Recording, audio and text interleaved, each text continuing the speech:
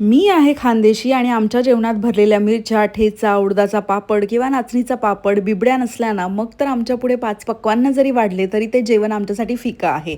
आज मी मस्त भरलेल्या मिरच्यांचा बेत केला होता. ह्या मिरच्या तुम्ही डाळ भात, कढी भात किंवा नुसतं भाकरीसोबत देखील खाऊ शकतात. अप्रतिम टेस्ट असते, तोंडाची चव बदलते. यासाठी मी इथे आकाराने जाड आणि कमी तिखट अशा 1 पाव मिरच्या घेतल्या होत्या.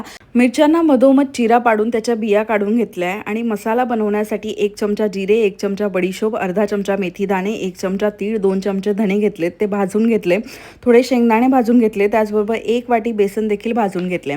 आणि आता सगळा मसाला आणि शेंगदाणे जे आहेत ते मी आधी मिक्सरला ग्राइंड करून घेणार आहे, कारण मिक्सरचं भांडं जरा छोटं असल्यामुळे बॅचमध्ये काढून घेणार आहोत. त्याच्यानंतर 5 ते 6 लसणाच्या पाकळ्या, 1 वाटी भाजलेलं बेसन पीठ, चवीपुरतं मीठ, 1 चमचा हळद आणि अर्धा चमचा चाट मसाला असं टाकून मिक्सरला ग्राइंड करून घेतला आणि आपला मसाला जो आहे तो रेडी आहे. आता हा मसाला मिरच्यांमध्ये भरून घ्यायचा आहे आणि मग त्यानंतरून ह्या ज्या मिरच्या आहेत त्या तेलामध्ये छानपैकी शालो फ्राय करून घ्यायच्या आहेत. वरतून झाकण ठेवायचं आहे जेणेकरून मिरच्या पटकन शिजतील. आणि भरलेल्या मिरच्या तुम्ही फ्रीजमध्ये ठेवून 8 ते 15 दिवस देखील खाऊ शकतात. अगदी साधी सोपी रेसिपी आहे, नक्की ट्राय करा. आणि व्हिडिओ आवडला असेल तर लाईक करा, कमेंट करा, शेअर करा आणि त्याचबरोबर मला फॉलो देखील करा. भेटूया नेक्स्ट व्हिडिओमध्ये. बाय.